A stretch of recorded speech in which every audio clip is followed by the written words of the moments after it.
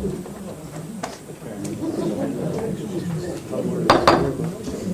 evening, ladies and gentlemen. Good evening, members, and welcome to tonight's council meeting. Just for information, we are being recorded, of course, over on my left with Jim, and it's being broadcast live on YouTube, and you can watch it back tomorrow on the relevant channel. Just in case, of course, there is a fire evacuation or anything like that. If the alarm goes, we all go outside and meet on the car park, as for all the other meetings when we're in this particular room. We've got a couple of members public speaking earlier, but I just should say that all members should have on their iPads an additional item that we're going to take at item 10A, which is entitled The Disposal of the Freehold Interest for Land at Station Car Park, Matlock Bar. I hope all members have had a look at that, have read that, digested that, but I'll probably give you a few minutes after item 10 to make sure that you're fully up to speed with that, but we'll let the Chief Executive explain it all to you. Thank you. We have decided that it was going to be an incredibly long meeting with 20-odd agenda items, and so we are deferring some to the meetings in March, so that we hopefully won't be too late tonight. Can I have any apologies, please? Mr. Chair, apologies received from Councillors Bauer, Wharton, Jenkins, Massey Bloodworth, Shirley and Wild. Okay, thank you very much. And we'll now move on straight to public participation. We have two members of the public tonight, one who's not quite here yet, I don't think. But first of all, we're going to ask Laura Stevens of Matlock Fair Trade Group to speak in support of Councillor Irene Ratcliffe's question, which we'll get later. So, Ms Stevens, you have 3 minutes. Thank you. And Councillor Rose will tell you how to turn the machine on. It's on, great, okay. And then go ahead, you've got 3 minutes. Thank you very much. Yes, thank you very much for the opportunity to speak. I'm from Matlock Fair Trade Group. My name is Laura Stevens. This is Ingrid Pastor from the Derbyshire Dales Group. Firstly, on behalf of all the District Council Fair Trade Groups, we'd like to thank Mrs Ratcliffe publicly for the time and effort that she has put in to support all of our groups over the years, for being an amazing chair and for spearheading the bid to become a fair trade district, which was successful. You should all be aware of that. We would like to express our support for her question in the papers, and hope that the Council understands the need to show support for our fair trade town groups. We would be very grateful indeed should a chair from the Council be forthcoming. We do all struggle to fit in the fair trade work, some of us working full-time, so any support is gratefully received. And it's a great opportunity for a new chair to join us, to see what we do, and to see what needs to be done and why. So thank you very much indeed. I do apologise that we both have other engagements now, so won't stay to enjoy the party. Thank you very much. Thank you very much for attending, and we'll certainly let you know the outcome of the question as well. Okay. Good evening to Mr. Galloway. Hello. You're now going to be speaking right now, because that's your slot. Are you ready for this? Well, I didn't know that this many people. Oh, right, okay. Don't worry, we're all ears, okay? We won't bite, it's a Thursday. So, Ms. Gov, if you could get right next door, you're going to make a statement on the local council tax discount for care leavers that we're discussing at an agenda item later in the proceedings tonight. Okay, you have 3 minutes. Okay. My name's Terry Galloway. I'm a care leaver myself. By the time I was 14, I'd lived in over 100 places. Not a very good upbringing. My sister didn't survive. My brother has probably cost the state so far £1.2 million in costs and stuff. So my mission is to basically improve outcomes for children in care and care leavers. So I'm quite an expert now on what's needed, and I literally, that's my mission, okay? So you've got an agenda item today, which is the council tax exemption for care leavers. Thank you for considering it. I just wanted to put it in a bit of context to why it's on the agenda, because I approached Derbyshire County Council and they kind of followed it through by writing to you guys. Now, the Children and Social Care Act 2017 has now made you guys corporate parents to care leavers. So, you know, you've all got children now. Okay, most of them, yeah, won't be working. You know, a lot of them will be in prison. A lot of them will be homeless. You know, and for me, we need to do all we can as a community to kind of make the best for them. So, in terms of your responsibilities, we have to be looking at health and well-being. We have to be looking at relationships. We have to be looking at education and training. We have to be looking at employment, accommodation and participation in society. So this care leaver offer, the council tax that's on the agenda today, is a tiny part of the whole offer. So I just wanted to kind of put it into context, and if there's a way to change slightly the wording of what you have, if somebody could propose it and somebody seconded it. The issue I have is the actual definition of the care leaver that you have. It needs to be former relevant and qualifying care leaver, because it's kind of missing a whole cohort of people. And then also we need to remove, if possible, the last sentence in 1.5i, which is literally saying no reduction will be made for care leavers of other authorities. So, just to let you know, Nottinghamshire, that's where I live, I've managed to get this council tax exemption in all 7 districts across Nottinghamshire. They do not have this kind of blanket, we won't take other authorities, and it's working really well.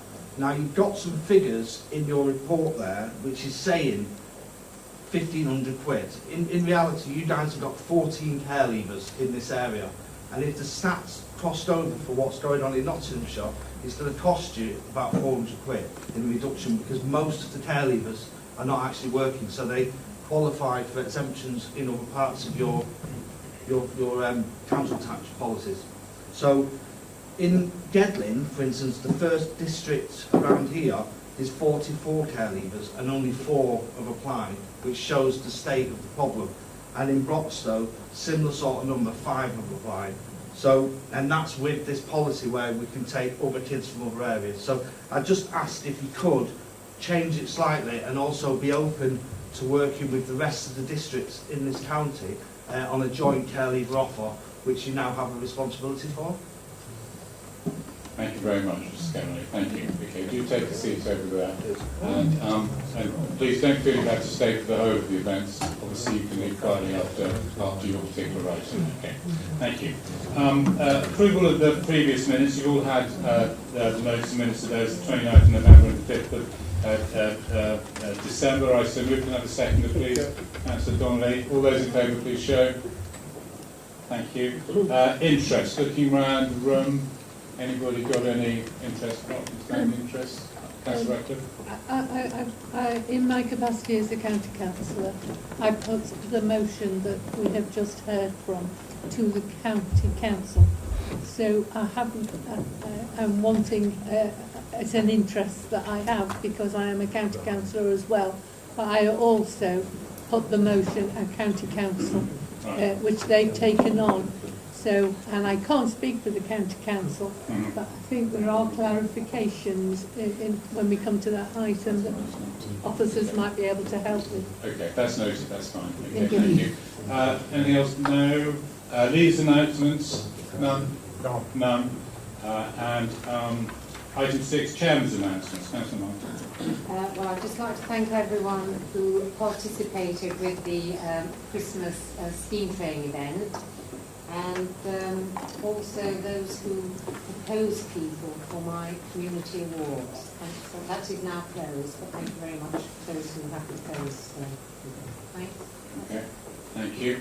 Item 7, committees, to receive the non-exempt minutes. You've all had the minute book, I think, by email. I'll propose those, please. Can I have a seconder, please? Councillor Murphy. All those in favour, please show.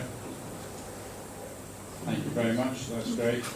So we're now on to item 8, questions, and hopefully we'll see the question from Councillor Irene Ratcliffe to Councillor Rose,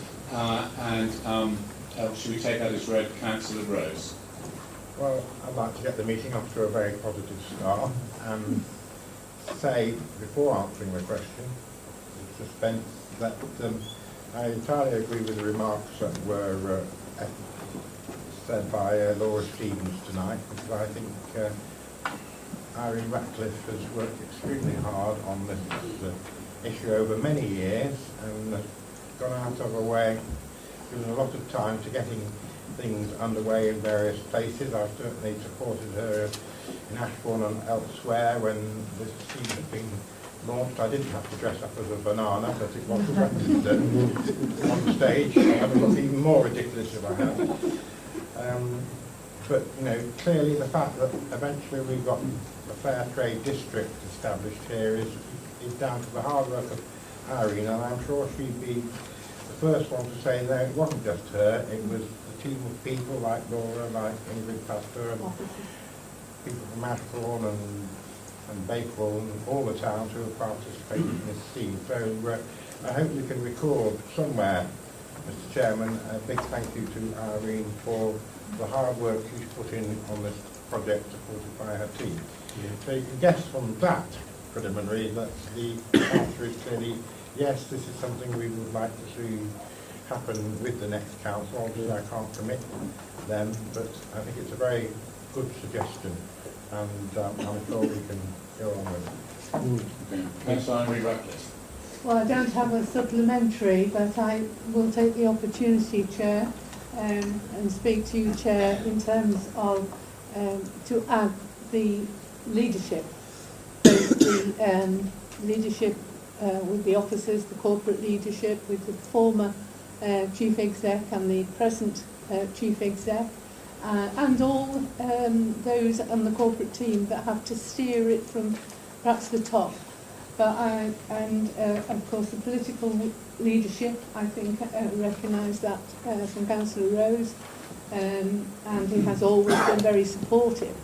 Having said that, the thing that I have found, that despite all the aspects in terms of what we have, the challenges the District Council has had, it has started to be really embedded, the ethos and the values that we are putting on it. And that has steered from the staff themselves, the heads of service, and indeed I'd like to pay tribute to both Sandra in her democratic role and also Ross Hesson, who since taking over and was without hard work and commitment,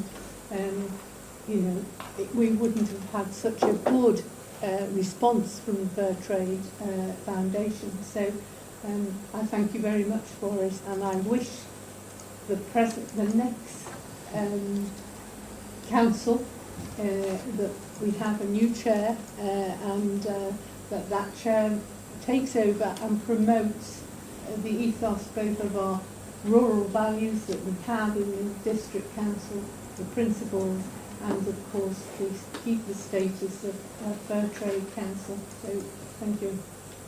Okay, thank you very much. Okay, thank you very much for that. Now we'll move on to item 9, local council tax support for 1920. Karen, please, to introduce this. Thank you, Chair. The Council is required by law to approve its local council tax support scheme by the 31st of January for the following financial year. For 2019-20, we don't propose any significant changes to the scheme. We just propose to update it to reflect changes in the regulations, and those are set out in paragraph 1.2 of the report. The Derbyshire Dales District Council scheme continues to be complemented by the Citizens Advice Bureau and other partners that we work with that support claimants. In particular, the discretionary pot which we recommend should be increased to £17,000 for this year and next, is complemented and found to be particularly helpful for the exceptional cases. It's essential at these times that low-income households budget for their payments. If the amount of £17,000 that we recommend proves to be insufficient during the year, then I'll bring a report back to Council to request an increase. The cost of the overall council tax support scheme has increased, but this has been the case for all Derbyshire councils. As far as we know, no other Derbyshire district or borough council is planning significant changes for 2019-20. We haven't had any appeals to the valuation office for our scheme, and we feel that shows that it does work well. Happy to take questions. Okay, Councillor Rose. Well, to move it, Chairman. Sharon has anticipated the question I know Mike Ratcliffe always asks consistently, and when I've been involved in that process, we've always given the assurance that if there wasn't sufficient money, we'd make sure we would do something about it. And Sharon has given that undertaking, and I think that's good to hear. So, whilst I'm sure we could argue on political terms about the merits and demerits of all these things, I think as long as the district council do have a discretionary scheme and it has sufficient money and we've got the flexibility to come back and top it up if required, then I think that is a good way of proceeding, and I so move. Councillor Capp. Thank you, Chair. This scheme has been supported by all members of the council ever since its inception, and I've no doubt it will be supported again this evening. It is important that we have that safeguard, that should there be a need to top up this fund at any time during the year, full council gets an opportunity to hear from Karen and take appropriate action at that time. I second the motion. Okay, Councillor Mike Ratcliffe. Thank you, Chair. Yes, I remember those years ago when we, through the Leaders Advisory Group, put this forward as a recommendation, and how heartening it was to be met with the approval for it. We really do so often forget that there are these pockets of deprivation in our district, and the hardship that is increasingly being felt by some residents. I thought it was wonderful, I have to say, to read such an illuminating, revealing financial summary at the end. I think that sets the whole picture as to why this is needed. And on a note of almost self-congratulation, shall I say, I think it sums up the ethical and moral stance that this council has sought to adopt for so long as a response to these sorts of situations, and I do welcome it. I think it's well deserving, and I have to say my thanks also should be noted for the fact that, as Councillor Rose has indicated, we have added to that amount. I seem to remember when it first began, it was something like 11,000, and it steadily rose to meet the needs of the district. I should say also that I think congratulations should be given to the people behind the use of this fund, shall I say, because we have some very excellent officers in Paul Radcliffe and Simon Benyon who again display that caring attitude that I've always hoped that we would show to those residents who through no fault of their own, find themselves in financial circumstances where they have need of this type of council tax support. Thank you. Anybody else like to contribute to this debate? Councillor Flitter. Thank you, Chair. Well, I'm very grateful that this scheme is being continued, but I would have liked a little bit more assurance from Councillor Rose, because it was if we've got the money, it was if there is a need, and I would have liked to have known if there's a contingency set aside so that we can call upon this in the near future if needed. Councillor Rose. That's easy enough to answer. It would be for the council to decide, but I would certainly want to ensure that there were funds, and we knew we've got reserves. And there is a need. We would be in a position to do what we needed to do. I can assure Council Flitter of that, and I've always meant that, and I continue to mean it. Councillor Irene Radcliffe. Thank you, Chair. Of course, we had a speaker here with a question and a care leaver. It was really nice to see that someone has come and because they experiences what they have, etc. But I wondered whether or not the officers could relate to the some of the things that the speaker spoke. That's on the next item. Sorry, it's on the next item. Yeah. Okay, it's been moved and seconded for approval. All those please show. Okay, thank you very much. If we could now go on to, Terry, this is now your item 10, local council tax discount for care leavers. Karen again, please. Karen, thank you. Thank you, Chair. Derbyshire County Council have asked this council to consider the introduction of a local council tax discount for care leavers under the age of 25. This council, as the report says, it has the power to introduce a local discount under section 13A1C of the Local Government Finance Act.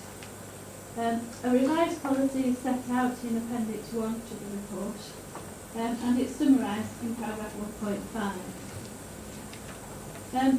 The revised policy is based on a model that is intended to be considered by all Derbyshire authorities, so that a consistent approach is used across the county. I understand that that's now been approved at South Derbyshire District Council, North East Derbyshire District Council and Bolsover District Council. As the report states, the policy will be reviewed annually, and if it's felt that any modifications are needed, I'll bring the report back to the council. Councillor Hobson. Thank you, Chair. I think we all listened with great interest to Terry Galloway, who spoke movingly about his experiences and that of his family and their experiences in the care system. I think and hope you would agree that it would say a great deal for the compassion of this council should we agree this motion.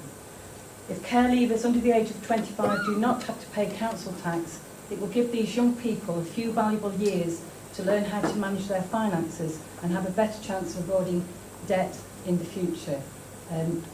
I understand what Karen said about reviewing the policy in the future, but if she could just answer the specific points that Mr. Galloway raised. I'm not sure if I captured the first point about the definition, but I can perhaps...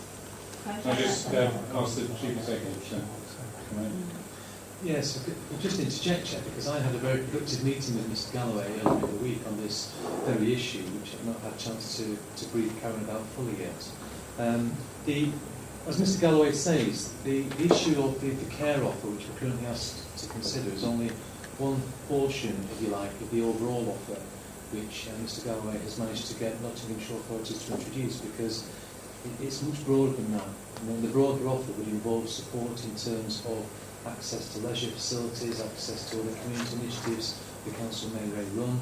There's also the issue of transport, which is a significant cost for care leavers. So, following the discussion I had with Mr Galloway earlier in the week, I've agreed to raise this at Derbyshire Chief Executives meeting, and I've agreed that I would be happy to be an advocate for this for Mr Galloway, to try and get discussion going at Derbyshire Chief Executive Group with a view to establishing a very clear Derbyshire position, not just on the issue of council tax, but on the broader offer that we may be able to put together. And at that time, I think that would be a good opportunity for us to come back with what I hope will be a more comprehensive policy, not just for this council, but for all councils across Derbyshire to sign up to. So I very much see this as the first step in the discussion, but it's a discussion which I've agreed to advance on behalf of Mr Galloway, following the discussions on behalf of this council. Councillor Stevens. Yeah, I'm happy to second this, and I'm pleased to hear what Paul's been saying about taking this further. I think we think of young people in care, and we all think of very young children who are taken because they haven't got parents able to look after them. And I think this age group, 18 to 25, comes into a category that very often slip the net, is my best expression I can think of. And I think we do need to look. It's difficult for all young people of that age, whether they're in care or with parents, if they're trying to make it on their own in the world. And so to be out there, I mean, most of us can't even imagine what it's like for somebody of that age, struggling to make a go of it on their own when they've had support for all the previous years. So I think if we can do more, as Paul said, if that can come back to us and we can get the other authorities involved and do even more to help them, then I think that would be very good policy for us. I'm happy to second it. Just for clarification, Councillor Upton, you proposed the motion. Thank you. Councillor Mike Ratcliffe. Thank you again, Chair. I think Councillor Stevens has said exactly the sort of things that are in my mind at this moment. For me, it's not such a question about whether we can afford it, and my word, it's a smaller enough sum, but can we refuse not to support it? There seems to me something of a responsibility of care involved in this, and the support that we give through schemes like this to the vulnerable will reap their rewards at a later date by allowing someone to forge a life for themselves and take their place in society and to participate in the economic activity of the area. Very interesting, of course, the number of councils that have already adopted this, and no doubt those at the moment still contemplating will come on board, and particularly if they see councils like ourselves supporting it. So it certainly has my wholehearted consent. Thank you. Councillor Slack. Thank you, Chair. I'd like to thank Mr Galloway for coming along tonight and all the work he's doing for the young people. Thank you very much, Mr Galloway. And most of the councillors have, I'm pleased to see that it's practically unanimous from the speakers from all parties that these young people need a hand. I know a lot of these young people have got into distress financially over the years, and this scheme is very, very good. It's up to 25, and it gives them time then to get more experience of the financial things like council tax, putting money away for water rates and everything they have to do when they're in a small flat. So I'm very, very pleased to see that we all, I think we're all unanimous in this, and thank you very much, everyone. Councillor Swindell.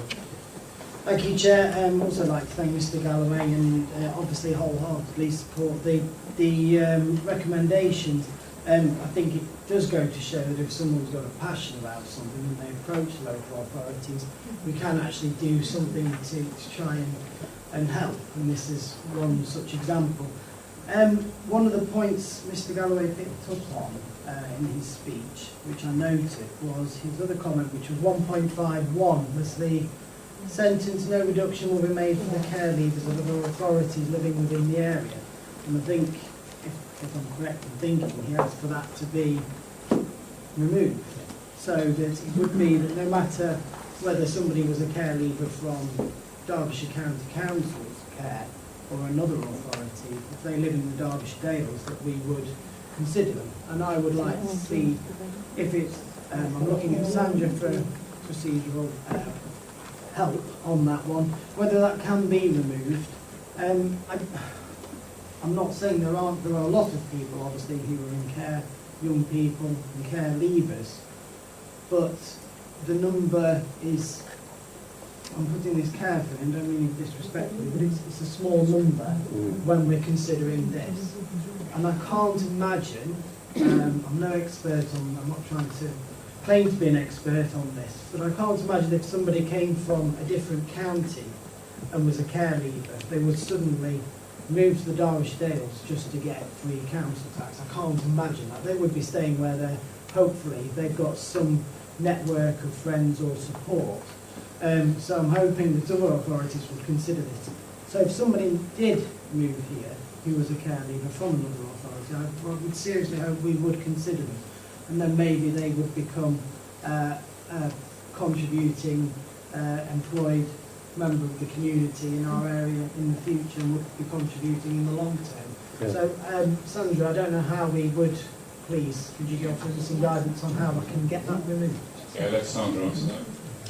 So in theory you could take an amendment to ask for those words to be removed, but I think in practical terms and being reasonable, you would want to reflect on what the Chief Exec said in terms of his pledge to take this forward through the Derbyshire Group to achieve this and more, and the timescales for that, and perhaps ask Karen for some practical advice on that would mean immediately in terms of our policy if it went through.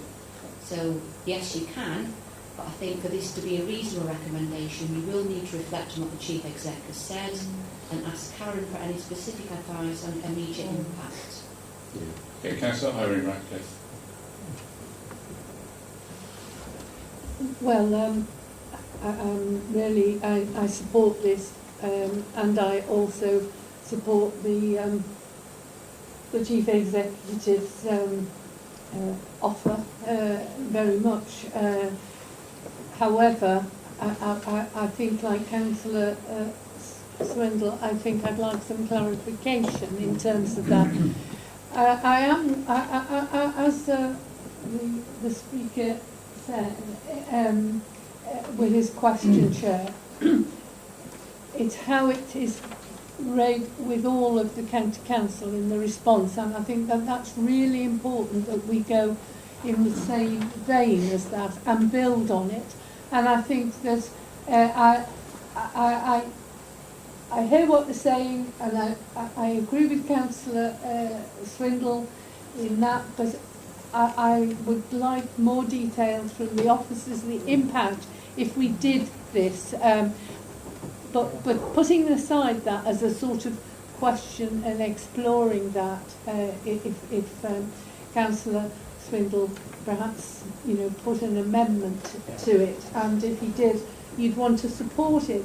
However, I just think the vision that there is there, and with that in mind, that is noted in the minutes, that is taken forward, because this is going to be taken forward by the next council. And I think it's really important, the offer that the Chief Executive hopes to explore. It has a wider issue, and I think that it is very important.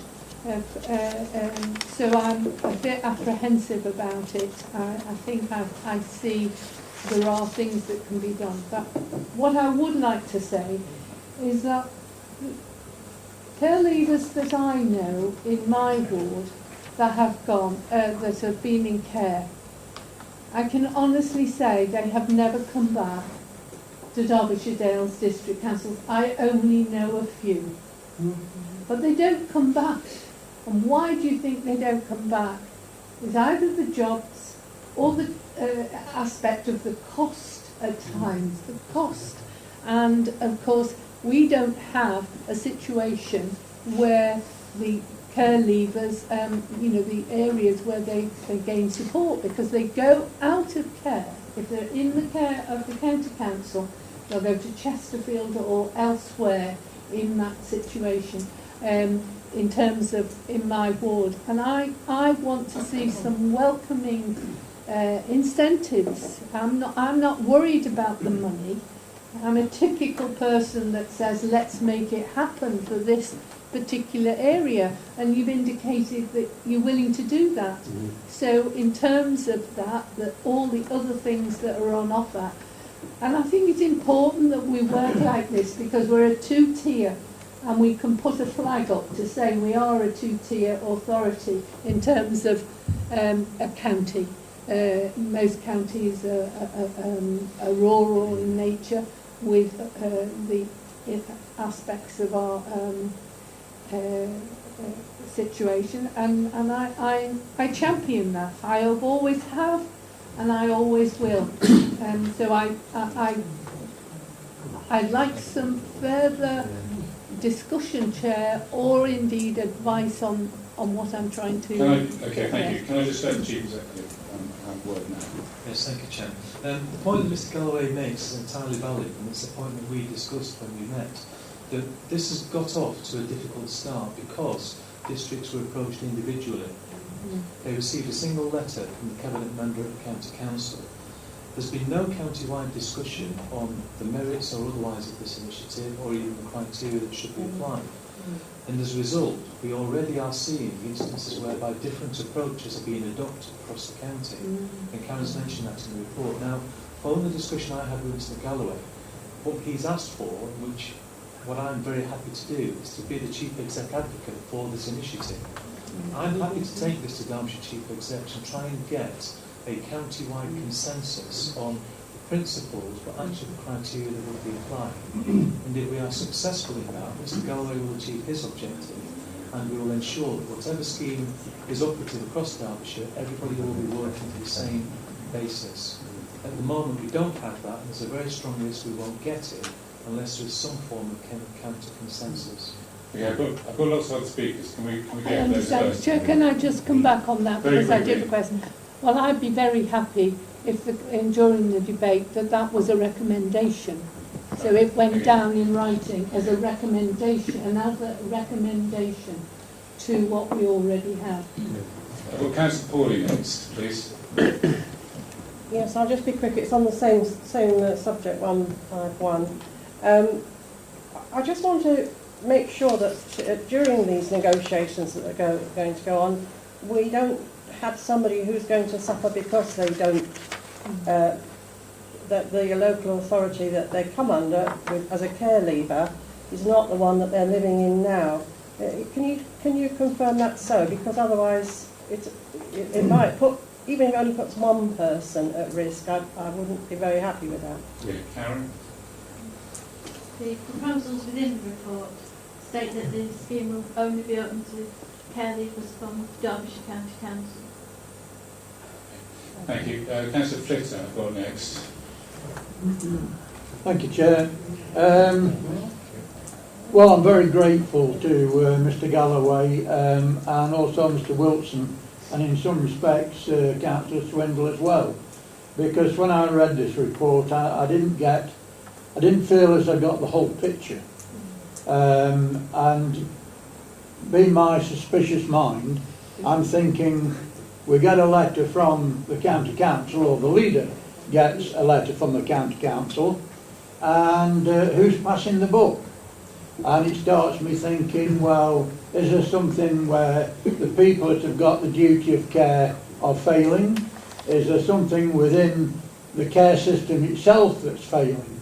But the explanations tonight I'm very pleased with, and it's answered a lot of those questions. So I shall certainly give it my support tonight. But I am hopeful that Mr Wilson will go away and encompass us as a Derbyshire entity, and we get some real help. Councillor Sue Burford, please. Thank you, Chair.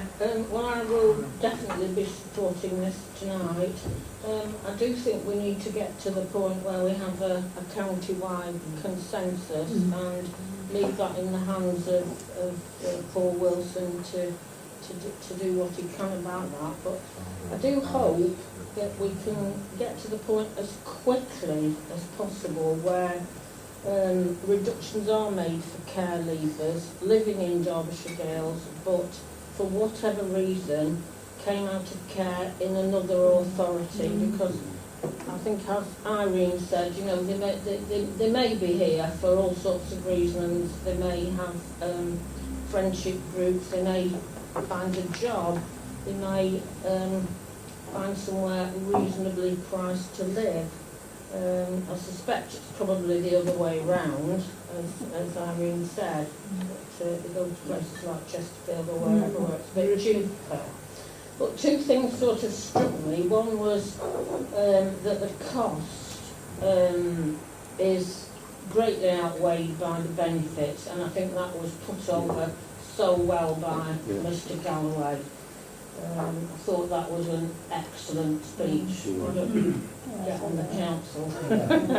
But I think it's actually a pity that it's not a legal requirement for all councils to do this. I would like to see the whole of the UK do this, and if there's anything at all that our leader can do to put any pressure on the government to make sure that you know, that wherever you are in care and when you leave, it's not a lottery of a postcode. I'd like to see it throughout the whole country. So if anybody can do anything to try and help with that, I may think about a question to our MP. Okay. Thank you. Councillor Murphy. Thank you, Chair. I'm very supportive of this scheme, and for me, anything we can do to support these young people in their early life is a great thing.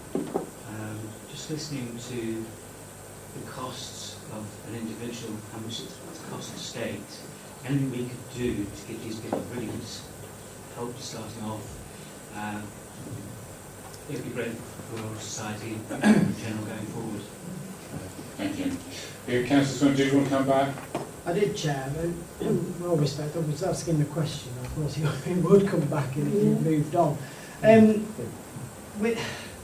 I'm keen to put an amendment, and it's nothing, no disrespect to our Chief Executive. I fully support what he said, Mr Wilson, and I have every faith in that you will go away and do everything you can to make sure that happens. I think there's some confusion in that sentence, that we've said that we would not give the discount to care leavers from other authorities. And it struck me when our Chief Executive was talking about a county-wide issue, consensus. That's great in Derbyshire. I think what the Speaker was getting at was people from outside of Derbyshire and Derbyshire County Council's authority. So we need to go a little bit further afield. And I say again, it is with all respect, I do have every faith in our Chief Executive to go away and make all of what he said happen. And I believe he will strive to do that. But, I mean, I look at this, I've had a very, very, very lucky upbringing, a very supportive family. I've had everything I needed. And there are people out there who just simply haven't. And I just feel that anything that can happen to help them, and we're an authority, we have the power tonight to actually remove that sentence and make it happen for a lot more people. You know, let's try and be radical for a change and actually take some control and do something, rather than sitting here and going, oh, okay, we'll do that then and we'll come back in months and months later. So I would like to put the amendment that sentence 1.51, that the reduction is only for people from this authority. I would like to put that amendment on the table. Let's have a debate, let's discuss it, and let's try and do something, you know, with our council hats on for a change instead of just sitting here and voting everything through and going home. I want to go home feeling as though I've done something. Right, your amendment as proposed is, sorry, can you repeat it again? Sorry, Chair, my iPad's closed itself. That 1.51, the final sentence, no reduction will be made for care leavers of other authorities living within the area, be removed. I'll second that. Thank So you. that's, right, sorry, can I just get, Can I accept it? sorry? Put it in with the original motion. Yeah, we will accept that amendment. And can I just say that we do have great faith in our Chief Executive Yes, going forward, absolutely. but we do accept the amendment. Okay, so Sandra's just going to explain the procedure. What I think happened now is, Chairman, that the mover and second of the original motion has accepted that as a modification of their own, they've encompassed it within the original proposition, and it therefore isn't an amendment. It's been taken on board as part of the original motion for debate. Karen, you? Karen? Members wish to make that amendment. I think it has to be slightly more than just striking out that final sentence for 151. So 151 would also need to be amended to take out the reference to Derbyshire County Council. So it would read, who was formerly a child in the care of a local authority. And similarly, 152 would need to be amended to take out the reference to Derbyshire Council and perhaps replace that with a local authority. Yeah. Okay. So does that have your approval as the mover and the seconder? Absolutely. And that was okay. Anybody else like to contribute? It's been moved and seconded, slightly modified. All those in favour? Thank you very much. Okay, thank you very much, Mr. Galloway. Safe trip home. Okay. Can I just give you a couple of minutes, if you're not familiar, just to go to the additional item, which we're going to call 10A, which is about the disposal of freehold interest in land station car park, Matlock Park. Hopefully you're all fairly up to speed with this. I'll just give you a couple of minutes to look, especially read the reason for urgency at 1 on your page 2 of this. Just give you a couple of minutes to read that.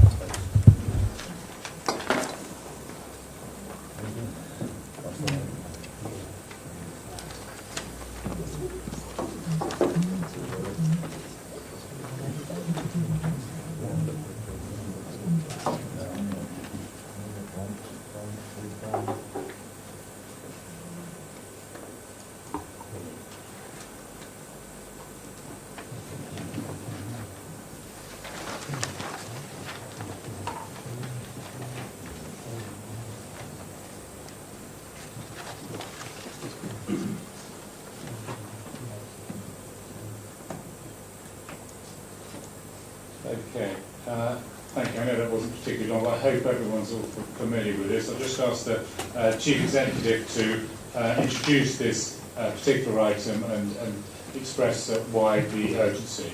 Mr. Galloway, you're free to go now if you'd like to. Okay, thank you.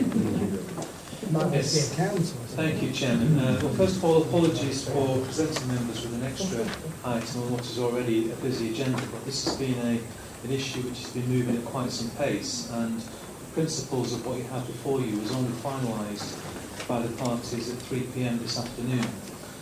This issue essentially arises from the decision of Network Rail to close a level crossing at Matlock Station, a level crossing which provides pedestrian access to a path which leads to the cable car station which takes customers to the Heights of Abraham. That level crossing has been closed by Network Rail despite much objection both from this authority, from the County Council, from the MP and from the Heights of Abraham themselves, but to no avail. That crossing is now closed, and the consequence of that is that there is no means of Heights of Abraham providing safe, level, convenient pedestrian access of their customers to the cable car station in order that they can actually visit the attraction. Members don't need me to tell them how important Heights of Abraham is, not just to the economy of the Derbyshire Dales, but the much wider economy of Derbyshire. It is one of the premier tourist attractions alongside Chatsworth and it provides much economic benefit to the Derbyshire Dales. The District Council's officers have therefore been working for a little time with Heights of Abraham to try and find a solution to this particular situation. At the end of last year, members approved planning permission for a pedestrian walkway to be constructed. The Heights of Abraham are keen to construct that walkway, but in order to do so, they do need an additional degree of security in terms of the land on which that walkway sits and is in proximity to. So the report before you this evening is effectively recommending the freehold disposal of the access which currently exists and serves not just the cable car station for vehicular traffic, but also a number of other properties in that vicinity. It's also recommending that the council safeguards itself in terms of the existing use rights of that land, and we also safeguard our interests in the event that other development should arise either side of that particular piece of land in the future, which the District Council may well have further involvement. So again, apologise for the late submission of the report, but this is crucial. The reasons for urgency have been outlined, and I'm happy to take questions, Chair. Councillor Purdy. Thank you. No questions, Paul. I'd first like to start by saying a great thank you to our officers, yourself, Mike, and the legal team for sorting this out at the nth hour. For those members who are not aware, this came about as a result of a video on YouTube about 4 years ago where children were allowed by parents to sit on the line, so Network Rail reacted. But Andrew Pooh, who I've known for a long time, rang me when he got notification, I think more than a year ago now, we've gone with this, in desperation that he had the threat to close the line. So I convened a meeting with the blessing of the Chief Executive and leaders and deputy leaders, and we had a meeting here at the Town Hall, which Andrew expressed his great desire for it to be kept as confidential as possible in those 4 walls, because he was very fearful that if word got out, it would threaten the viability of his business. So we've had to keep that confidentially out as much as we can. In my role as Vice Chairman of the Derbyshire Valley Community Rail Partnership, together with Alistair Morley, the officer, we've attacked it from the Derbyshire Partnership end with contact direct with Network Rail officers. And I have to say they've just been bloody-minded. They've not listened to what we've said about the threat to £2.5 billion a year business. And on a mute point, I would suggest that on the paper it says wards affected, massive. I would suggest it affects all wards, because we know what tourism and business interest this brings into the county, with hotels booking to go on the bucket list of Chatsworth, as Paul said, and Heights. Andrew, in fact, got so angry about 6 months ago that he threatened to take his cable cars to another part of the country. So it's been very worrying, and I'm grateful that these our last-minute cliffhanger meetings have sorted this issue out. So I hope members can support this and allow the cable car business to continue in the future. Thank you. Are you proposing? Proposal. Councillor Pawley? Yes, I will second it. I think it's a very reasonable solution to what has been a very difficult situation, one of really major importance to the district, and I also would like to thank the officers and Councillor Purdy for all the work that they've done in trying to get this sorted, particularly over this last week when it's been a really difficult negotiation process. If this is not approved and they can't have this land, what's going to happen is that people will have to walk over the bridge at the car park, down the A6 and then back over the river again to try and get onto the cable cars. So it would have been a very difficult thing, and I'm pleased we've come to this solution. So I would second it. Thank you. Councillor Irene Radcliffe. Thank you, Chair. Well, this is a very welcomed report. It's a welcome report in terms of the partnership working that we've just demonstrated in the previous aspect, working also with the County Council. And I have to say, the Derbyshire Valley Partnership that was Councillor Purdy alluded to, all along that there are parish councils that sit on and represent not only the district council that Councillor Purdy does, but the county council as well, which we have a member here who is chair of it. So I would like to thank him in his capacity as chair of the Derbyshire Valley Rail Partnership. and as former chair of the Derbyshire Valley Partnership, the interest I have is just that, and I am very pleased to see we have little good news in these days, and yet here's a demonstration yet again of district, parish, town council as well, working alongside with the parish councils. I am absolutely thrilled that we have got this, and it is a tribute to it. And of course, I will give tribute particularly to the Matlock Bath Parish Council and the Development Association, which I'm a member but not a director. But in terms of that, Councillor Purdy and Councillor Pawley are directors of the there, and I know they've declared their interest in that. It's very important for Matlock Bath. This is exactly what we need to be doing, and I'm so pleased to see that we can respond so quickly with this. And we also safeguard the interest of the district councils and the taxpayers in terms of the legal things. So thank you to the officer, Mike Balls. Thank you. Councillor Fisher. Thank you, Chair. Well, obviously it's a late item I've just really not picked up. Can you just tell me what happens to the car park revenue? Does that still come to the council? Does that go to somebody else now? I've not picked that up in the financial risk. Yes, Chairman, this proposal has no impact on the council's paying display car parking revenue. It relates to another piece of land which isn't subject to car parking charges at the moment. Can I just come back, Chair? Sorry about that, but on the plan, on the tablet, it includes the car park. That's the reason I asked the question. No, Chair, there's actually two plans. Plan one. I've got one plan. Plan one of the report, Appendix 1, extends the council's land holding. Appendix 2, the land shaded blue on Appendix 2, is the land which will be transferred. Is that clear, Councillor Fisher? Yeah, thank you. Thank you very much. I'd just like to say, as a ward member, having known how well Heights of Abraham operate their operation, being in the tourism game a little bit myself, that they are very supportive of the rest of the county, and it's very much a reciprocal approach, and I think it's fantastic that we as a district council are assisting very hastily in this thing, and I think it's to be applauded both ways. Councillor Rose. Well, I just want to, just to the side, Chairman, and everybody here probably, I was the only one here actually, well, we had to make a decision within 24 hours for Heights of Abraham whether we have the cable car in the first place. I'd like to remind Mr. Q about that. I remember being told off very severely as a relatively young councillor in those days by Councillor Doxley of all people, about, can't make decisions, lad, about, these important sort of things without going back to the council. And I wasn't trying to go back to the council. Now, having given me a dressing down for at least 5 minutes, as he could, he then said, well done. Councillor Pawley, did you want to finish? I just wanted a bit of clarity on the consultation. It said that if you'd received any comments or from the parish council, you would let us know.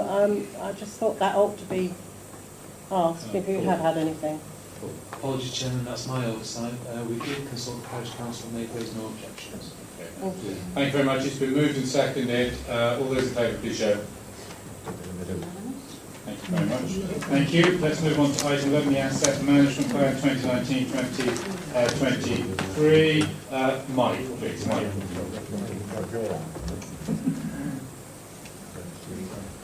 Okay, thank you, Chair.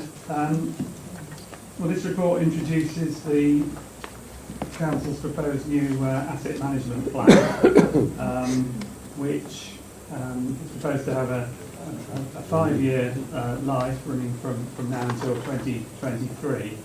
But it is a live document in that it will be reviewed annually, and there's a process within in the plan to set out how that will happen. In summary, really what it does is it sets out the council's strategic approach to how we manage land and property in order to support the council's corporate aims and objectives, and also the various policies and strategies that form part of this council's work. It can then, once it's adopted, it could act as a term of reference when we do make property decisions affecting council land. And I think we've just seen an example in the previous report as to how we can use our land and property assets in support of the wider economy, the visitor economy in that case, but there's other cases that I'm sure have arisen in the past and will arise in the future. So it's about using our land wisely to make sure that we get the best income from it, but it's also used in support of local communities and in support of our policies. The plan covers the land that we own, the extent of that land, the cost of owning it and occupying it, the income we get from it in some cases, or in other cases there may not be an income, there may just be a cost. It covers the condition of our properties, whether they're fit for purpose, and it has plans for how we maintain our properties to keep them in good condition. It also covers a rationale for whether we retain land and property, whether we acquire it or when we dispose of it. And it sets out criteria for considering that. And it concentrates also then on the contribution of property to the delivery of services. It fits in links in with a lot of strategies, particularly the capital strategy and the medium-term financial strategy. But it also links in with the economic development side of things, housing and all of the council's main aims and objectives. In order to deliver the asset management plan, it's not a plan for the estates section, it's a plan for the whole council to make sure that the land and property is used wisely. We have also, and it's referred to in here, set up the commercial board, which will also have a role in considering the more detailed land and property issues. And I'll just finish by saying that the draft of this plan has been to the commercial board late last year for their comments in draft form, and we've hopefully taken those comments on board, and the plan is as presented to you this evening. So I'm happy to answer any questions if anyone may have. Thank you. Councillor Catt. Thank you, Chair. First of all, I'd like to thank Mike for all of the work that he has put into preparing this plan. As he says, it is very much the strategic approach.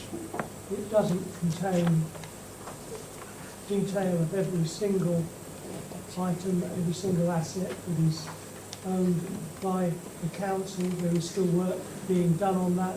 I think there are currently 2 registers, and there is a degree of reconciliation that needs to go on between the assets listed on the 2 separate registers, as those of us on the commercial board were told. It is only part of a bigger picture, and it's only part of the documentation work that is coming before the commercial board. But I would commend the plan in its present state to the council and hope that it receives the support that is needed for it to be adopted. Councillor Mike Ratcliffe. Thank you, Chair. Has it been seconded? No. No, I was going to do that, yeah. I mean, it is an important document. It's there for the whole council.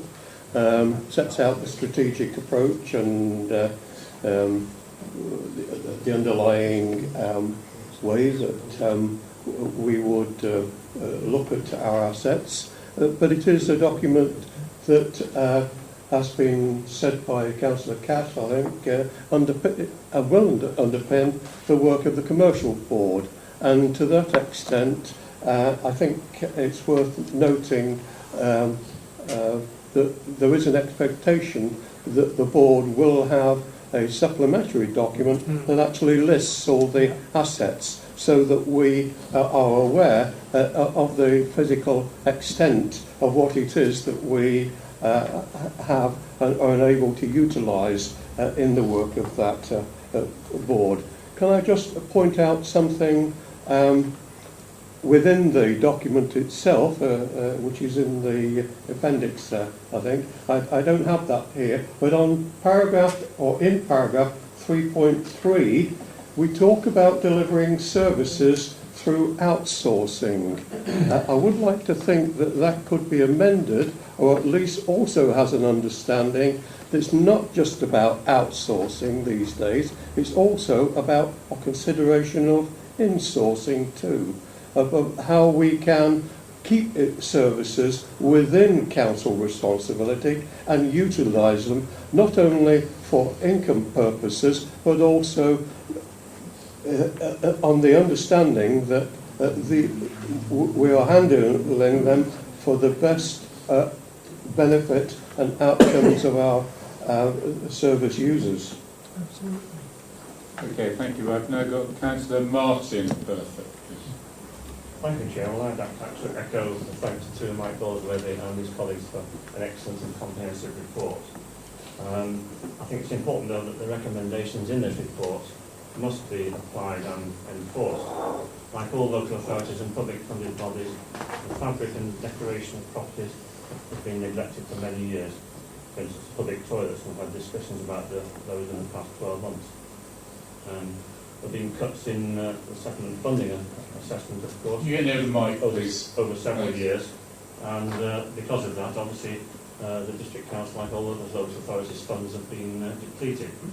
But I think it's important to make sure that wherever possible, maintenance of our assets is kept to a higher standard.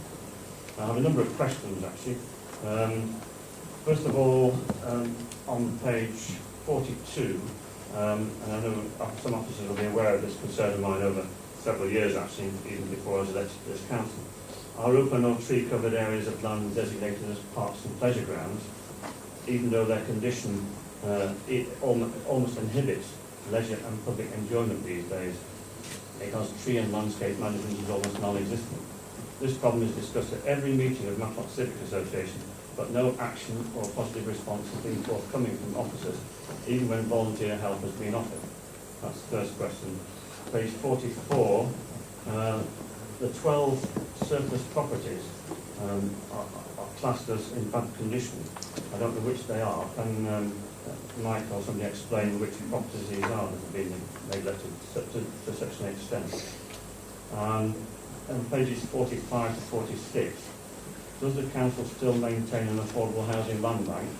Obviously, that particular clause was concerned with what we've done in the past, and obviously a lot of those sites have now, like the horticultural depot close to where we live, now been disposed of for housing, of course. So that's another question. And also, in terms of page 53, maintenance strategy 6.6, this is obviously very good if it's complied with, but how does the council, do officers intend that this policy is complied with by outsourced companies running our leisure centres, for instance, and also social housing providers? Because I don't think they're really on top of repairs to properties or tenant damage abuse repairs, as particularly councillors in urban areas must find out day by day when tenants complain to them about the condition of their properties. That's another question. And finally, where exactly do we stand as regards areas of land which are surplus to development in the past, but never been developed since, and apparently ownerless? In fact, Sue and I had a discussion with somebody in Matlock today who was complaining about a piece of land in Matlock, which I've made inquiries about before, which is literally ownerless. So it's, I wonder who, it's no man's land really, but I wonder whose liability are pieces of land like this? Where does the buck stop if there's an accident or a tree, an overgrown tree collapses onto the highway, somebody is injured or whatever? Who do they claim against? Is it this council, or is it, I just don't know what the answer is. there must be a lot of sites like this in different parts of the district, particularly in urban areas, I suspect, where there's been development in the past or there's been contaminated land or whatever. So I wonder what the answer to that is. So I think that's probably it. Objective number 19, open land and woodland. I'm pleased to see that this is something going to be done with this by December this year, but I don't know what that entails, so I'd like to know what exactly is meant by that. Okay, thank you very much. I'll just take a couple of other speakers before we get Mike to answer those. Councillor Pawley. Yes, thank you, Chair. I was looking at the table on, it's either page 19 or 42 of the report, I can't tell which one it is, which is the property asset group, the net book value. Could you tell me, under public conveniences, we've got 12 with £1.11 million at the 31st of March. How much of that is going to go out of that column the next time we look at this kind of table? And where will it go into? Will it go into investment properties or surplus properties or what? Right, okay. Any other questions? Councillor Slack? Just a question or a comment? Yeah, there's one question. Okay. The question is, I'm very supportive of asset management. Just make the best of our assets we've got. One aspect stares me in the face, actually. In 2016, we installed solar panels on the town hall roof. My question is, how much money are we making out of that? Are we looking to the future of putting more solar panels on some of our assets to produce more money in the long term? So that's my question. Well, the feed tariff won't be as great now as it was when I was refused by another authority a few years ago. I wonder which one that was. Mike, would you like to answer some of those questions now? Thank you. Yeah, thank you, Chair. I'm trying to pick up on some of the points. I think just starting with Councillor Ratcliffe's initial question about outsourcing, etc. That reference in the plan is referring to the potential investment strategy, which is something that will be coming to the council or to committee at some point in the future, later this year, I think, where that will be, there'll be more detail provided. I think the point that I'm making really there is about having a more commercial approach, and there's many ways of doing that. It doesn't necessarily mean, and as we've shown with some of the community asset transfers and some of the transfers of public conveniences, etc., doesn't mean we as a council have to necessarily do it or fund it, but we can find ways where we can work with others, be they other town and parish councils, be they the private sector, or be they housing associations, etc., to deliver some of the services and to make the best of some of the assets that we've got. So that's really what it's referring to there. To answer the question about landscaping, and I mean that is an issue that I know has been raised in the past, but you can see from the table in the report that we do own a considerable area of land, some of which is woodland, a lot of which is land that is in some cases quite heavily overgrown, but in some cases it includes sites of special scientific interest. So there is work to be done to consider how we manage and maintain our land, and I think the purpose of this plan is not to answer all the questions, but to set a benchmark and to sort of show the size of the issue, that it's not just a few sites, and then we can consider then in the context of the financial resources we have at our disposal how we deal with particular issues like that as they arise. To answer the question about the Affordable Housing Land Bank, yes, the majority of that has fulfilled its purpose really, in that we did keep a lot of land back from the housing stock transfer in 2002. A lot of that has now gone to housing associations, and I think it does say at the start of the report that that's enabled the development so far of 97 affordable homes across the district. So it really does show that has gone through in doing that. We still have some other sites that haven't gone forward yet. My colleague Rob Coggins is looking at those at the moment, and there's a section in the report that refers to the aspirations of the housing service, and we will continue to work with Rob to see what we can do to, whether we can bring any more affordable housing schemes forward, either using our land or enabling those by putting in some land that's under our control. This question about the maintenance strategy and the condition. All of the matters that the council has considered over a number of years, really, regarding properties, from the public conveniences review, the leisure review, all of these various different issues have an effect on property, and what we're getting to is where we're getting in a way getting to the main getting rid of the properties that are not fit for purpose, is what I'm trying to say. So rationalising property, and it might not come from a property point of view, as from the PubCons review and the leisure review, but there are benefits to that.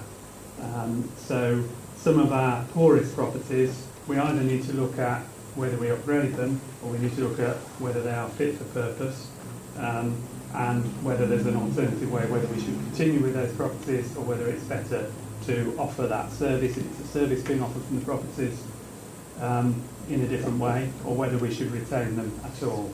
So the idea is we get to a property base that we can maintain properly and is fit for purpose to support the council's aims and objectives. To ask, there was a question about other organisations. So to take an example of that, with the leisure review, Freedom Leisure have taken over the management of our leisure centres. That is on a lease and a contract that does require them to keep the properties in good repair and condition, and I'm sure there are similar, there are certainly similar conditions in some of our property leases, and I'm sure, I can't speak for the housing associations, which is the other part of the question, but I'm sure there are controls there. Steve can say something about housing associations. If I can add a bit about the housing associations, they're no longer our properties, so we're not responsible for them, but we are the enforcement authority. So if any housing association isn't maintaining their property to the standards required under the Housing Act, our environmental health teams can require that those works be undertaken. Just to come back on the last couple of things, there's an item or question regarding surplus properties and what they are. I've got 12 properties listed, and these include most of the unused buildings at the moment. So a number of them are the closed public toilets, and some of them are buildings that we're looking at through the commercial board at the moment, such as the one of the buildings in Hawleys Park, and we also have the old station building at Derbyshire Dales. So they're in that list as properties that don't have an operational use at the moment, and we need to consider how we deal with them. In terms of the condition, they are, and some of them are in poor condition, and that is precisely why we have suggested that they are no longer fit for purpose. So we'll be looking to dispose of those to get the best price, or to put them in to enable other developments. I think the final question was, there was a question about the valuation of that. The values are as it sits now, so the surface properties are in a separate area to the public toilets. So the public conveniences valuation is as it stands with the toilets that we have open at the moment, and that obviously the valuations change year on year, but I'm not expecting that to change significantly. Final point about solar panels. We do have solar panels on this building. I don't have the figures with me, but I understand that they are producing a return and reducing our electricity bills for this building. So hopefully that's answered all the questions. Thank you. We've got several speakers. Come back to Councillor. Councillor. Chair, can I just ask? No. One question. No, can we go on now to next? Thank you, Chair. I've found my answer in the papers, thank you. Okay, lovely, okay. Councillor Murphy. Thanks, Chair. Excellent report, Mike. Thank you to you and the team. I was looking at the portfolio condition schedule, and I was a bit surprised to see that we own small sewage works. We've got several of those, and some of them aren't in fantastic condition. Looking at the drainage you've got here, really surprised that our friends with deep pockets at Severn Trent don't actually run these. Are they fully functional?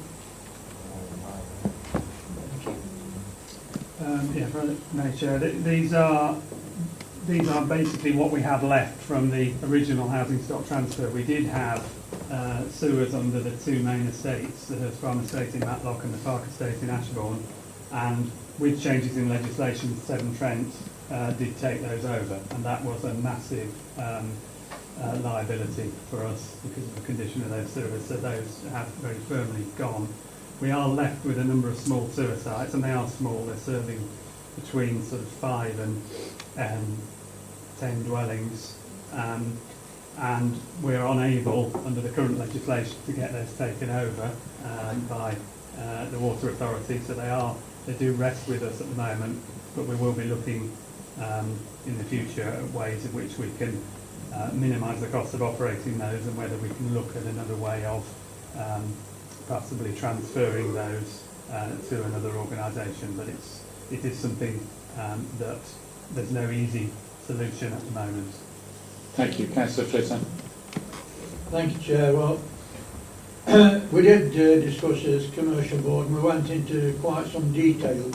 I don't think we ought to get wrapped up with the detail, because this is an overarching plan to let our officers operate and a guideline to manage our assets on this council. All the detail will come later, and the proper questions can be asked at that time.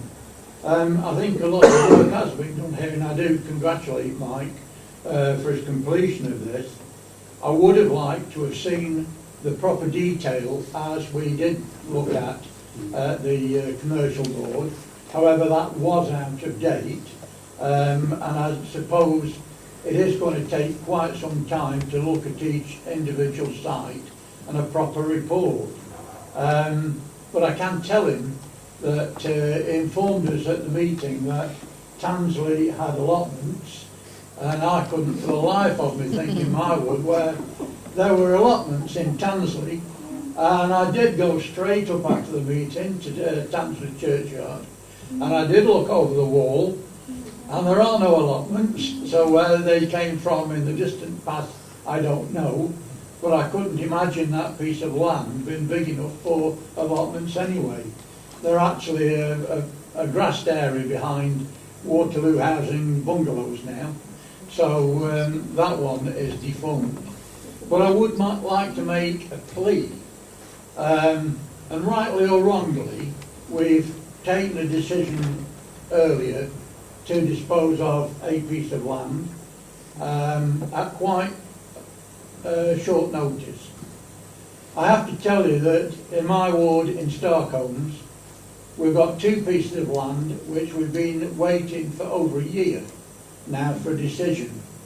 Now I'm hoping that that will bear fruit, and somebody will look at those in the not too distant future, so that where the community is involved, not business, but where the community is involved, we can get some satisfaction and some direction on these 2 pieces of land which need to be looked after by the community. Thank you. Councillor Slack, did you want to add anything? Yes, one part of the question was, Councillor, is there a plan to increase putting solar panels on all our buildings, so it will make it revenue in the long term? This is item 10 on page 33 or 55.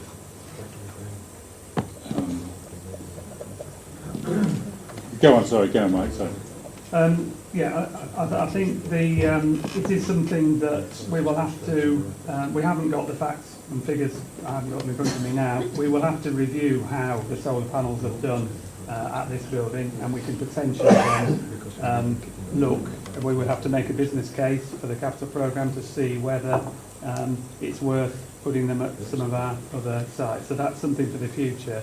But the idea of this plan is really not to answer all of those questions, but to set out a framework under which we can make those decisions in the future. Okay, Councillor Martin, but did you have something else to say? Oh, yes, I just wanted to come back to...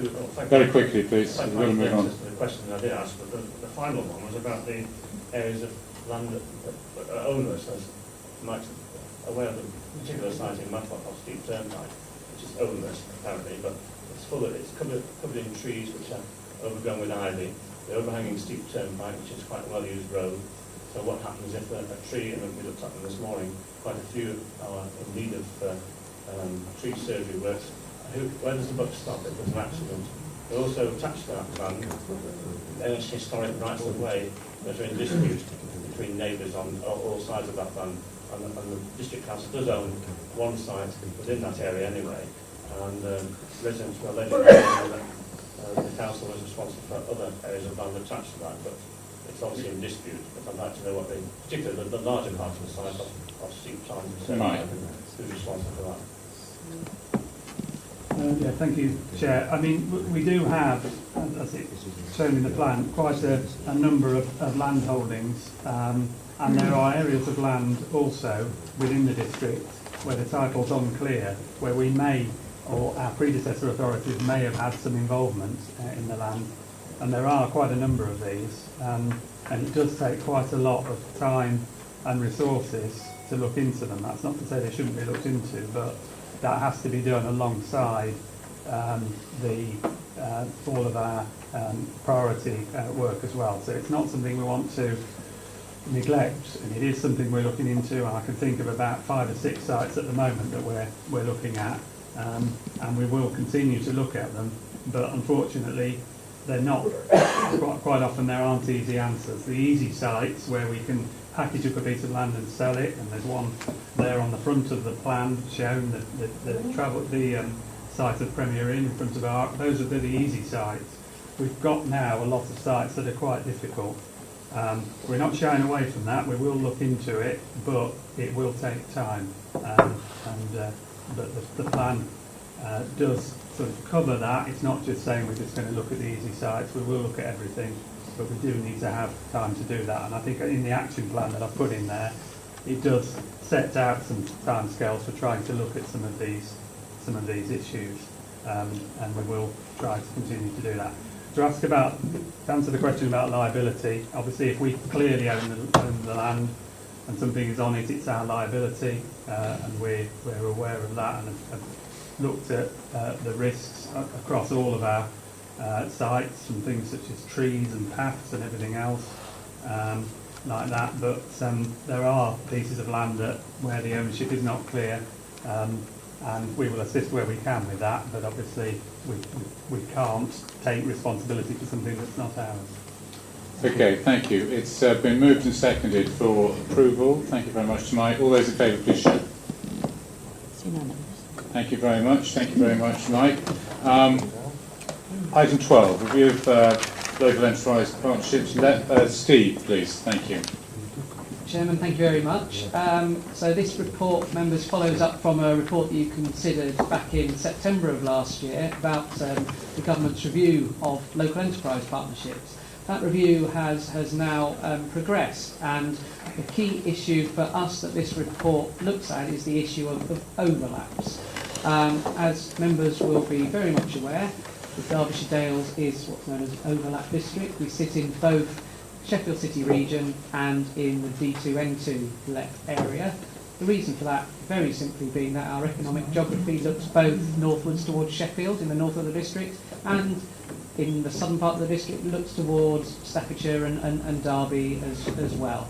So we do fit into areas, and our economic geography is not as tidy as administrative geography would like it to be. The government, however, wants us to have tidy administrative geography, and the government has insisted that overlaps must be removed. That's potentially a problem for the Derbyshire Dales, as the report says, because we have done well from being in both lefts. We have got over £300,000, or businesses and firms in the district have got over £300,000 from Sheffield City region, and over 900,000 plus other allocations from D2N2. The relative scale, I should remind members, is not due to any larger allocation from D2N2, it's simply that Derbyshire businesses have applied more to D2N2 than they have to Sheffield. But nevertheless, we are likely now to be in a position where we will move to be in just one let area. We may not have a choice in that, but if we do, the report sets out the criteria which we feel we should exercise, if possible, in making that choice. And key to those are that the LEP we should join up with should be one that recognises and respects the needs of the rural economy. I think it's fair to say that neither Sheffield nor D2N2 are rural by nature, but for the Derbyshire Dales, the rural economy is clearly of great importance. Most of our businesses are small and micro businesses, not large businesses, and their needs have to be respected. The issue of representation is another one that's highlighted in the report. So from an officer point of view, we've set out the situation, and we have, Chairman, proposed the criteria which we believe we should be looking at going forward. Thank you. Councillor Rose. Well, this is a sort of report that comes from me as well as Steve, and I think he's summarised it pretty well, but just to put the political with a small p aspects onto this. Clearly we have been nurtured and loved more in Sheffield than we have ever had in the D2N2 situation, where we have no representation other than one district leader representing the 8 districts, whereas with Sheffield we have direct representation. And I haven't really had any dealings with D2N2 for at least 2 years until all this came up, and suddenly we're Labour of the Month and being wooed and told that we've got to do things. Now, you know, it's probably quite clear, and Steve's made this clear, that, you know, the direction of travel by the government at the moment is, you know, you will do what we say, and if you don't do what we say, we're going to cut off the funds. That's clearly a concern for D2 and SCR. And we don't want necessarily to put them in that difficult position, but there are still questions out there, which Steve's highlighted, about, you know, how are districts going to be represented on the new sub-boards that D2N2 has set up? We don't know the answer to that yet. How is the rural economy going to be dealt with? We don't know the answer to that yet. Is there going to be a future for things like LEADER and the sort of funds that we all know have been tremendously helpful to small businesses in the district? We don't know the answer to that. So, you know, at the moment, a letter is being formulated from all 5 overlap districts to both chairs of the LEPs and to the Secretary of State, you know, putting some of these questions and expressing our concern. You know, we've already told the Secretary of State and the Member of Parliament's concern that we don't like this decision. You know, we're not with any Conservative authority involved with SCR, but, you know, we're very nice, sort of very easy to get on with, I have to say. And it's all very pragmatic and sensible. And the new Mayor, Dan Jarvis, who's MP for Rotherham, I think, very good indeed. So I'm happy to propose the course of action being taken, because I don't think we're in a position to make a decision one way or the other. I think we want to see, you know, what comes back from this correspondence, what's going to happen out there. I know West Midlands are still very, very annoyed about this decision, where the Mayor, Andy Street, is sort of fighting the corner. So it's not all over yet. It may well be, but I'd like to give ourselves a little more time so that the consultative body can sort of come to a conclusion when we've got all the facts in front of us. And I felt it was important for the council to give that endorsement. I know some might be disappointed we can't say yes or no, but I think we've got to sort of extract a bit more information before we just sort of fall over and agree necessarily with the government. So, you know, I've always made it clear that I don't always agree with what government say, it doesn't matter what colour they are. I think we're here to represent Derbyshire Dales as best we can, and at this moment of time, I think we need to wait a little longer.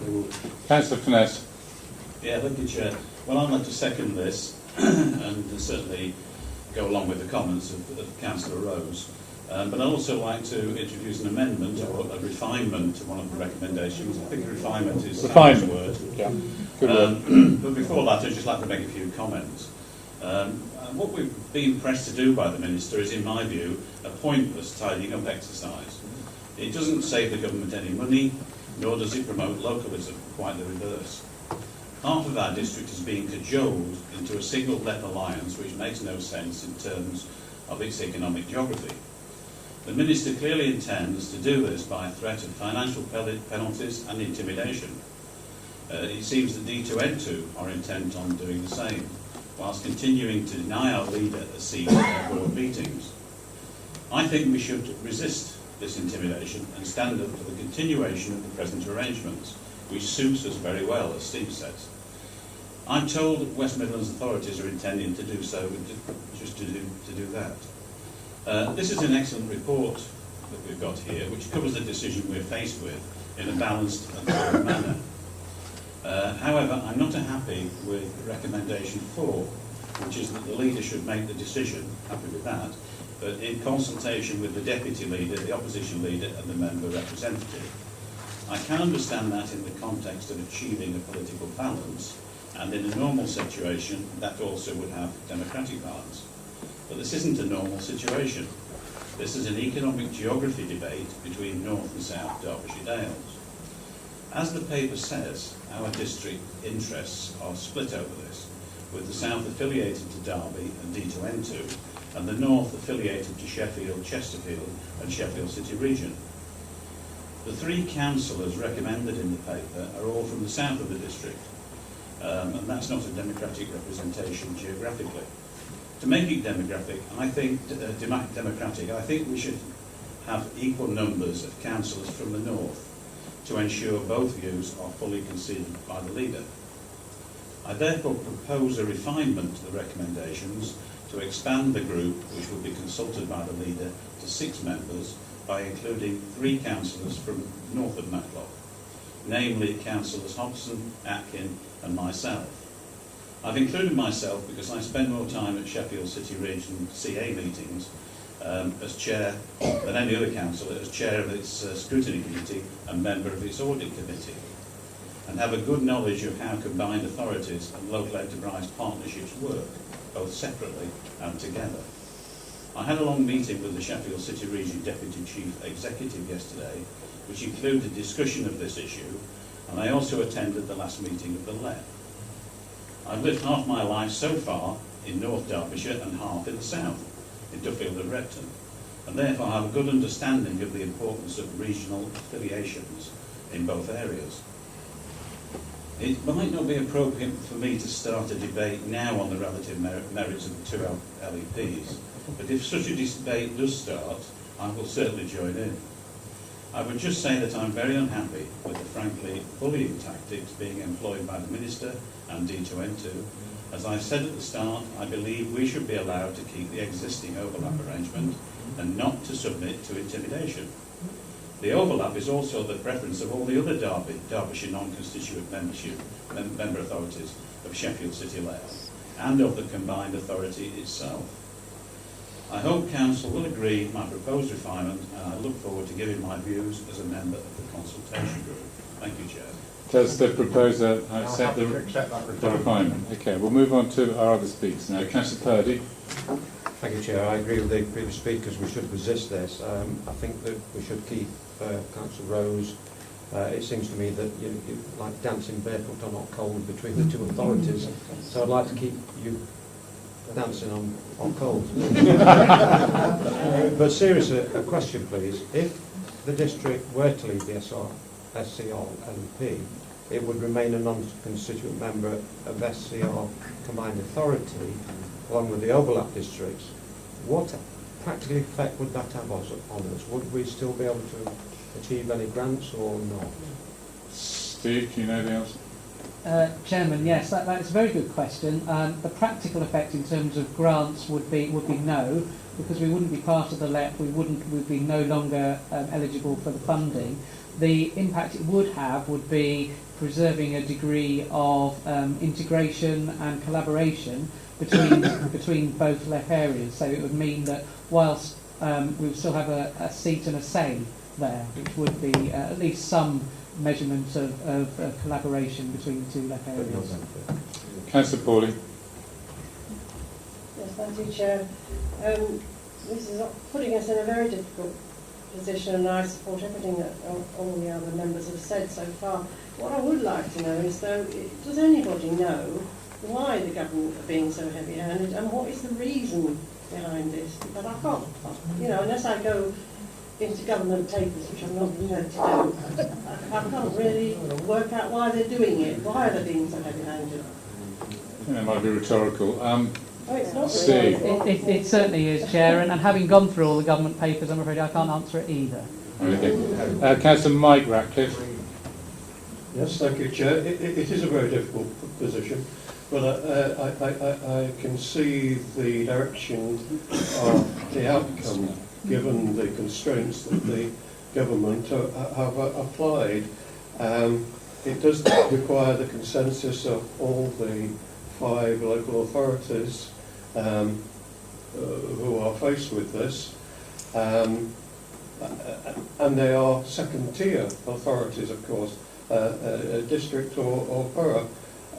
I think Steve has already alluded to part of my question, is that whether this is likely to inspire greater collaboration between us. I tend to think it will.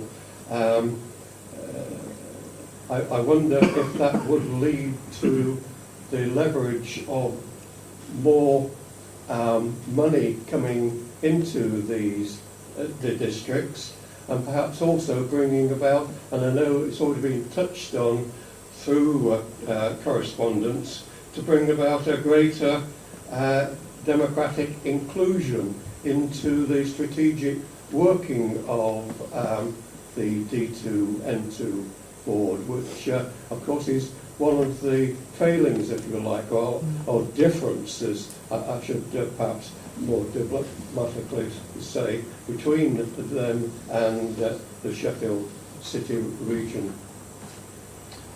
Steve. Chairman, I can answer the first point, which is, would this mean that we get more money from D2N2? I have to say that the chair of D2N2 has been very clear that it won't.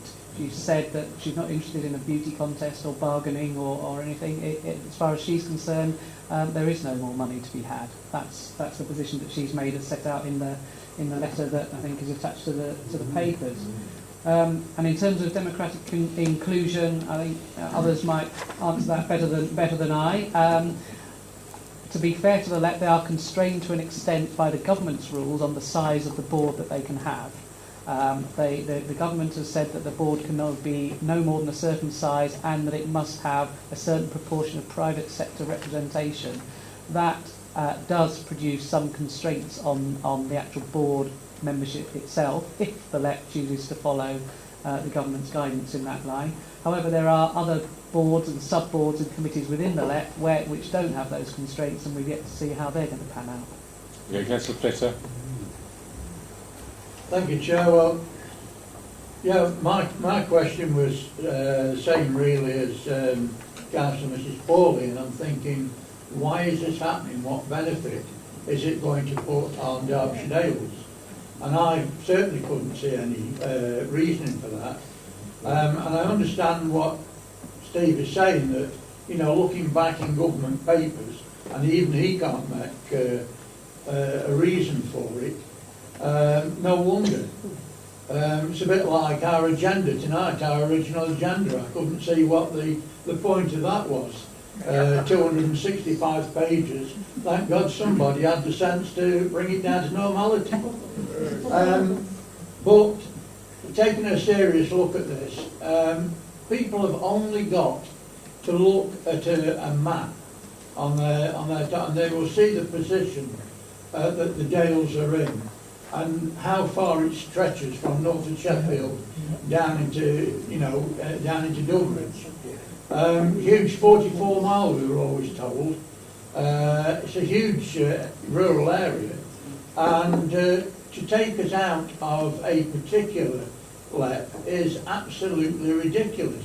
And that's where my second point was coming from, and I'm glad that Councillor Rose has indicated that yes, we have made representation, and I would like to think that that representation continues, because we're often told that we do it unified and we do it with a group to give more impact.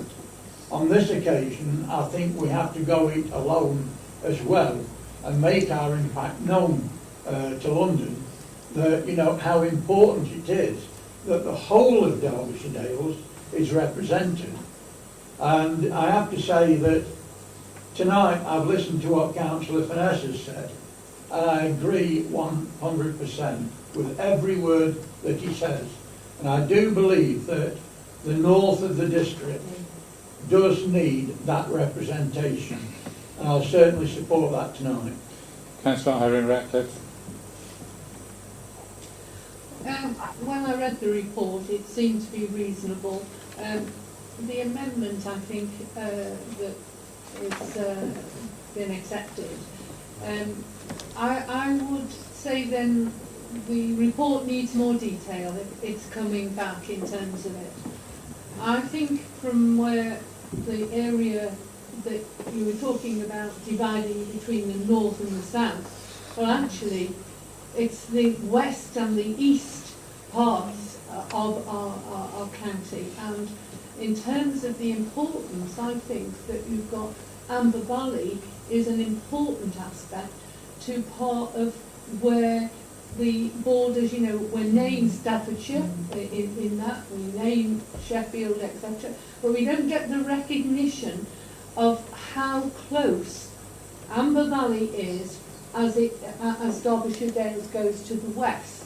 And I think that we've certainly acknowledged the northeast, and we Chesterfield, and we acknowledge that aspect within the Derbyshire aspect as well, and as a Derbyshire Dales. And I actually think that we need to explore that a little bit more and have perhaps slightly different. I didn't agree that the central part of Derbyshire Dales just goes to the north, because apparently it doesn't. You've got the northeast, yes, and I think we have the Amber Valley area that really needs to be. So I'm repeating myself, and I do think that it is important enough to explore more. But I think perhaps I'd like to see that perhaps we had representation from the Matlock area is really quite important in terms of the size of the town and its population, that we did actually have a ward member that was on that, and perhaps we do in terms of the readers think that we could have somebody from the Matlock area representing, but that is not for me, it's not gifted in this meeting, because really and truly we haven't perhaps had that briefing. I want us to go together and work with it. I don't need to knock this government any more than you have this evening. I could do a much better job with all its aspects and where we're going. I think really it's an absolute disgrace when the economics aspect of our country, our United Nations, the UK, are in this situation. So I don't want any rocking of any boat. I think we need to all collectively get behind it. I'd like to have some reconsideration of the points that I've made when you next meet. I think it's very important. I don't think this government will lay down and offer you it. if they don't offer Derbyshire Dales in the present council, no one's going to get anything, let alone Derbyshire Dales. Okay, thank you. Councillor Slack. Thank you, Chair. Yeah, it's a very, very difficult one, this is. I mean, these pluses and these minuses on both sides, really. We are, in our area, we more or less look, same as Irene just said, down the valley. Then again, in the north, they look to Sheffield, and we know what's happened in Chesterfield, the referendum, so God forbid we don't want to do a referendum around here. I think we've got to explore it more. I agree with Councillor Rose that we've got to look deeply into this more and not make no sudden decision. We should not be pushed about by the government. The government should have more sense in trying to push us about. It's an area that we support Derbyshire Dales and all of us, all the parties, and we should resist government coming in to tell us what to do. We should make our own decisions on this. Thank you very much. Have you finished? Just emphasise that I support Councillor Rose in that we look further into that. Okay. Thank you very much. It's been proposed and seconded with the refinement that Councillor Finesse said. All those in favour, please show. Hands up. That's unanimous, right? It's not unanimous. It's not unanimous. All those against? I abstain, Chair. Is there an abstention? One abstention? I'll abstain as well. Three. So can we take this vote again? Please can you put your hands up properly so we can do this properly? All those in favour, please. Thank you. Hands down. All those against? All those abstentions, please. Thank you. Thank you. Right, thank you very much. Item 13, Provisional Local Government Finance Settlement 2019-20. Karen, please. Thank you. This report provides some good news from the government relating to the financial settlement of 2019-20. The report sets out the details of the national settlement in section 2. These include the retention of the current council tax referendum thresholds at 3%, the removal of the negative revenue support grant, and I'll explain what that means shortly, and no changes to the basis for calculating the new homes bonus grant, which we have appealed. Section 3 of the report shows the details of Derbyshire Dales District Council's settlement. Standard spending assessment has been increased by 2.3%. This comes after 2 years of 11% reductions, so quite a change this year. Core spending power has been increased by 3.9%, but this assumes that the council will put up council tax by 3% for next year. Core spending power has increased more for predominantly rural authorities than predominantly urban authorities over the last 4 years, which perhaps shows that the government has been listening to our arguments and the case put forward by the Rural Services Network. The really good news for us is the withdrawal of the negative revenue support grants. This would have cost the council £362,000 for 2019-20, so that makes a significant difference to our position. Further good news was that Rural Services Delivery Grant would remain at the 2018-19 level of £401,000, and that the basis of calculating new homes bonus would remain unchanged. Together, these two grants give the council £263,000 more than we'd assumed in our medium-term financial plan for 2019-20, and that's on top of the £362,000 negative revenue support grant. The settlement did contain one bit of bad news, though it wasn't entirely unexpected, and that was that our bid to be a business rates pilot with other Derbyshire authorities wasn't successful. From 2020-21, however, the financial position remains uncertain, given that 2019-20 is the last year of the 4-year grant settlement period. It explains in the report that the government have issued 2 consultation papers, and these are summarised in appendices 1 and 2 and in the report. One of the consultation papers covers changes to the business rates retention system, and the other describes the government's review of relative needs and resources, effectively the way local authorities are funded. Both of these could have a significant impact on the council's funding going forward. You'll hear more about the impact of that in the next report on the medium-term financial strategy. We'll get the final standard spending assessment and settlement in February, and I'll report that back to members in March with the budget report. I'm asking members to note the settlement and to approve delegated authority to respond to the consultation papers. Thank you. Councillor Rose.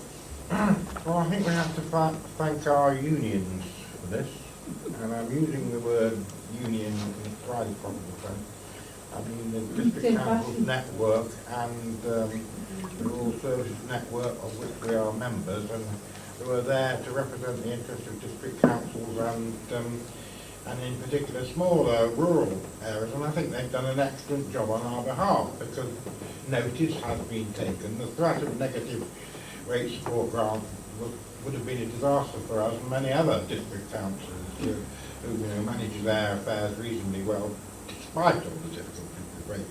Now I know we could probably have a huge debate about the rights and wrongs of cuts and agonies and all the rest of it that we've been going through over a very long period of time. Not just the invention of this government, it seems to be the practice of every single government of whatever shade, colour or coalition.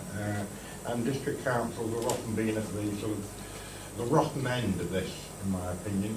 We're not a social services authority or responsible for those big items of expenditure such as children's services, and we know that there are tremendous problems there. We can't pretend otherwise, as we've heard earlier tonight. So, because at the moment, under the present system, we have to fight our corner through the DCN and the other organisations I mentioned, and I think there has been some listening, and this is a better report, and I hope therefore members will accept it in those terms, because it does give us some room for the future and does have an impact on the next report, as Karen has mentioned. So that is good. It's sort of, have we turned the corner? We don't know, because there's going to be a whole fundamental review of local government finance for the next financial year, the outcome of which none of us have a clue as to how it's going to be. So, and there's no use speculating either, because it might be good, bad or indifferent, or guess as good as mine. So I'm happy to move the recommendations, Chairman, and I hope we can be constructive about this, because we can all go on at length about how depressing it is, but let's be positive. We've got a bit more money, it's a better position, let's make the most of it. Councillor Catt. Thank you, Chair.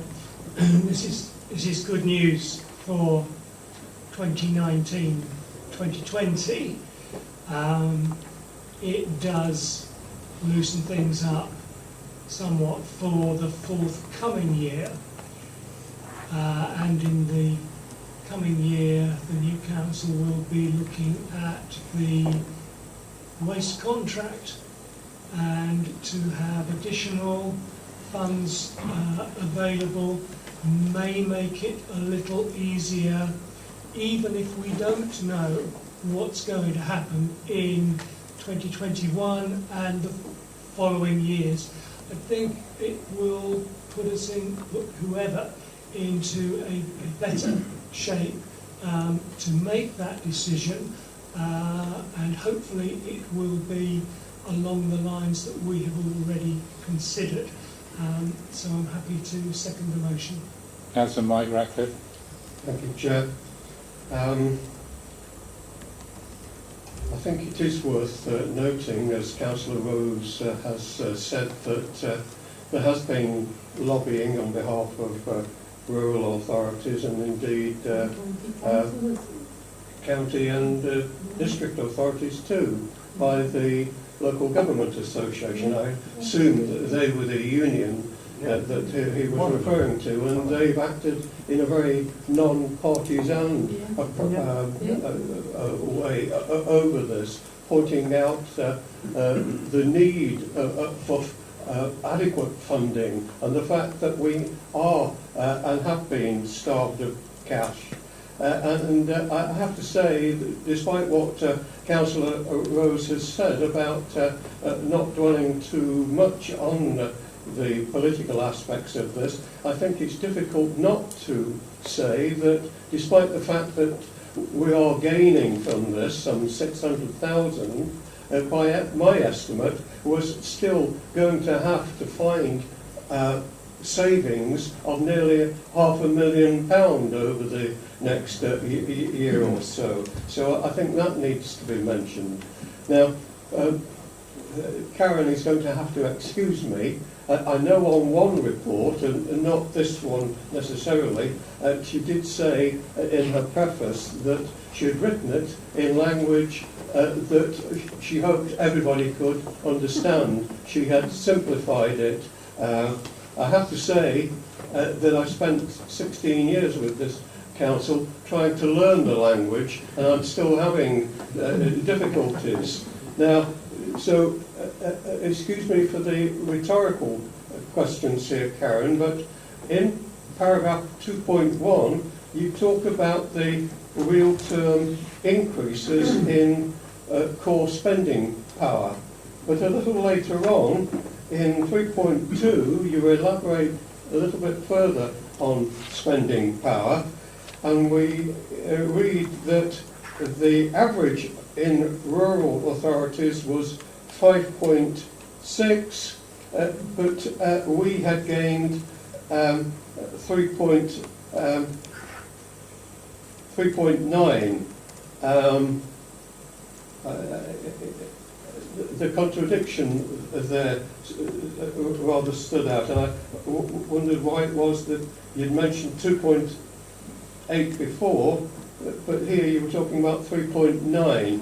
And then it also occurred to me, would I not be correct in assuming that despite the fact that there is an increase in spending power, all this is offset by the 12.7% decrease that we've had in overall funding anyway. Whilst on one hand we appear to be getting something, the practicality is that we've lost an awful lot of funding over the years, which is not being compensated simply by this. Karen, you have to take that? Yes, the 2.8% mentioned in paragraph 2.106, that refers to all English authorities. So the 2.8% is for all English authorities, whereas the 5.6% is for predominantly rural authorities. Yes. That's the difference. That's the reason why there are two different percentages. Yep, all of that. Okay. Thank you very much. Councillor Flitter. Thank you, Chair. Well, I'm not going to get too excited over this. Year after year, we've had a tale of gloom at this time of year, but I would have expected no different this year, especially when Mrs May tells us that austerity is over. But nevertheless, I think words from Councillor Rose really summed it up. And have we turned a corner? We don't know. And Councillor Catt went on to say, let's wait and see. And I think both of those are relevant. Yes, we're grateful that we're a little bit better off this year. But I have to say congratulations to Karen and her team. And I do this most years, but the changes that are coming and the changes that she has to look at how they will affect the people of Derbyshire Dales and this council, I think her expertise is admirable. And I'd like to thank her very much for the work that she does and the report that she wrote. Thank you. Councillor Slack. Yeah, I echo Councillor Flitter's views that the officers are first class and they do us a good job every time. But like Councillor Rose says, it's just a little bit better than what we were, only a little bit. But when we look back over the years, will we ever get back to where we are? Well, Okay, it's been proposed and seconded. Can I just finish? Oh, I beg your pardon. Please. Can we ever get back to where we were? And the position is with what's in front of us in the end of March, we don't know where we'll be. So, like Councillor Rose said, we don't know. We do not know. Councillor Sue Burford, do you know?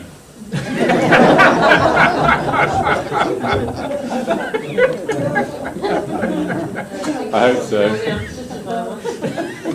Can I ask a very straightforward question to Karen? Could the new homes bonus, could you just tell us when it came in and how they work it out? Is that a simple question? I can't recall when it came in, and it's quite complicated to work out. I can certainly send you a spreadsheet that explains it. It basically comprises elements for the number of new homes that are built within the district, and also for the empty homes that become occupied. So we get an additional, and also I think there's an element that relates to affordable housing as well. So the answer, Councillor Burford, you will know. Right, it's been proposed and seconded. All those in favour, please show. Unanimous. Thank you very much. Okay, item 14, the medium-term financial strategy, 1920 to 23-24. Karen again, please. Thank you, Karen. Thank you. So following the receipt of the provisional settlement that we've just heard about, we updated the medium-term financial plan and the medium-term financial strategy. Members will be aware that the Council has a duty to set a balanced budget. The medium-term financial strategy, which includes the medium-term financial plan, both of which are shown in Appendix 1, shows the expected cost pressures that the Council will face, along with the anticipated funding for the next 5 years. As explained in the previous report, 2019-20 is the last year of the Government's 4-year deal, and that, added with the 2 consultation papers, increases the uncertainty over years after 2019-20. It's therefore very difficult to anticipate the levels of funding with any certainty. Although negative revenue support grant was removed for 2019-20, we've taken a cautious approach in producing the medium-term financial plan, and we've included a similar cost for revenue support grant for the years beyond 2019-20, in case our government grant funding or our share of business rates is reduced significantly. The other main assumptions of the medium-term financial strategy are shown in the report.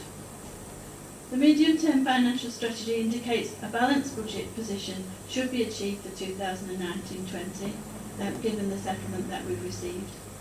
However, beyond that, the MTFP indicates annual savings of around £400,000 will be required. This is a reduction from our current target. It's therefore recommended that the Council sets a new corporate savings target, that is to identify annual ongoing savings of £400,000 by 2021. This is a very challenging target on top of the savings that we've already made. It's also required within a relatively short timescale. The approach to achieving the savings is set out in paragraph 2.5 of the report, which in case the savings are not achieved by 2020-21, it's explained in paragraph 2.6 of the report that we recommend establishing a funding uncertainty reserve during 2019-20, which could then be used in 2020-21 if the savings required to balance that year's budgets have not been achieved by the time we need to set our budget. The medium-term financial strategy also includes the establishment of a waste contract fluctuation reserve that members will recall we discussed when discussing the waste contract, and also a further contribution to the ICT reserve during 2019-20. The levels of strategic reserves will be critically reviewed as part of the budget setting process, and they'll be reported to Council in March. Happy to take any questions. Councillor Stevens. Well, thank you for that, Karen, and for the report. It's obviously a lot of work gone into it by you and the team, and it must be very difficult with the way things are going with finance and the change and not going in advance. You know, not going through what we've repeated to repeat what's been said in the previous item, but it was made very clear there. It's going to be very difficult budgeting. We have to have a balanced budget, which is very difficult to anticipate when you don't know what's coming in. But any small business, whatever, and the council, when it is obliged to meet statutory services and cannot control the cost of a lot of them, we are in a very difficult position. And I think it means that we have got to progress with extreme caution. As you said, we're okay for this coming year, but I think even so, we mustn't do anything rash. We've got to be careful with what we spend and why we spend it. We've got to really do a third degree with everything to ensure where we're going for the future. And on that, I'll move the recommendation. Councillor Cass, who's seconding? Yes, I would like to second it, Chair. I'll thank Karen very much for this report, which follows on very well from the previous one, and answers some of the unknowns, some of the questions that were raised in the previous report. I think that the idea of putting money aside in the next 12 months to make sure that the council is in a healthy state come what may after 2019-2020 is exactly the right strategy to adopt. I think that the reserves you've suggested are the correct ones. They look very much at the uncertainties that we've got, the waste contract and what fluctuations we may have on that. Then there are the uncertainties, and certainly the ICT, which is important to have reserves for as well. Second the motion, Chair. Councillor Mike Ratcliffe, please. Yes, thank you, Chair. Can I just echo that last point? The sooner this funding uncertainty reserve comes about, the better. I was rather hoping that it would almost have been included as a recommendation here, but no doubt that will come within the new council, but I would support that. It's the detail, you know, in this report that is so interesting, and I think it needs vocalising and reiterating. The point about the rising public expectations on us, what the public are demanding of us, and the fact that service costs are rising. And then a little later I read about, again, hammering home this point about self-reliance in the future for us, which is the very reason, of course, we've established this commercial board and we're looking at our assets. All this evening, you know, is very much a sort of joined-up thinking exercise if you look at it in its totality. But I read too that we are going to have to be more dependent upon our income from council tax, business rates, and from fees and charges. And I have to say, a little later, it struck me that we are contemplating, presumably this will be ratified in the budget, a council tax freeze that we're likely to set it at 1.94% again. And I can't help thinking that whilst that seems to send out a message to residents that we are saving them money, at the same time we're having and have had year on year increases in fees and charges across the board, some of which very recently in committee I voted against, incidentally, and that seems to disguise that fact. You know, you're saving on one hand the public purse, but you're taking away with the other, and the two are not equitable. 1.94% on the council tax is easily offset by the 3% or indeed 5% in one particular scheme of charges. Well, that's my understanding anyway. So, you know, I think some clarity is needed when these things are made known to the public. But it's very clear that things are not going to get easier for us in the next council. Okay, thank you very much. It's been moved and seconded for approval. All those in favour, please show. Unanimous. Thank you very much. Okay, thank you. And then item 15 is upgrade to the payment portal, and this request for capital funding. Sandra, please, if you could outline this.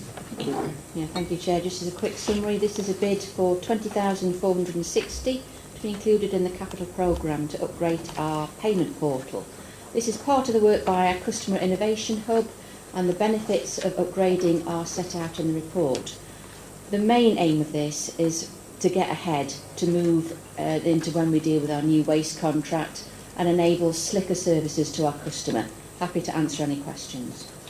Councillor Bright. It's not really a question. It's I'm just glad that we're moving to this more enhanced way of dealing with payments. It makes a lot of sense. It's going to, I think, save us a lot of time and money, certainly opposite time and money, and I'd like to move the recommendation. Councillor Hobson. Chair, I'm happy to second the motion. The upgrade, it's already been shown, would offer value for money and much improved offering for the customer and efficiencies to the council. Okay, anybody else like to contribute? It's been moved and seconded. All those in favour, please show. Unanimous. Thank you very much. Localism Act, Chief Executive, please, 16. Yes, thank you, Chairman. This is a requirement by law to publish this annually. The paper before you reflects revisions to two particular aspects. The first is the nationally agreed pay award, which reflects the payment of salaries for staff. And the second is in relation to mileage allowance payments. Members will see at paragraph 4.11 of the policy that from April 19 the Council's approach to the payment of mileage allowances for staff is revised. That's following consultation and agreement at the employee group at the back end of last year, and it is a measure that's been taken in response to the corporate savings agenda that the Council has, but also to implement a fairer scheme which reflects the needs of the business. Happy to answer any questions. Councillor Finesse. Yes, thank you, Chair. Yes, I'd like to move the recommendations. Not a lot to say, except it's good to see that the minimum hourly wage will be £9 from April, which is sort of quite nicely above the minimum living wage. So that's all. Just like to move the recommendations. Okay, Councillor Morley, would you like to second that? Yes, happy to second that, Chair. Thank you very much. All those in favour, please show. Sealing of documents. Councillor Tivenham. Would you like to propose it? Thank you very much. And Councillor Elliott. Anne, would you like to second it? All those in favour? Carried unanimously. Thank you very much. See you all in March, ladies and gentlemen. Thank you. Good night. 8/19/20. Do it. Oh.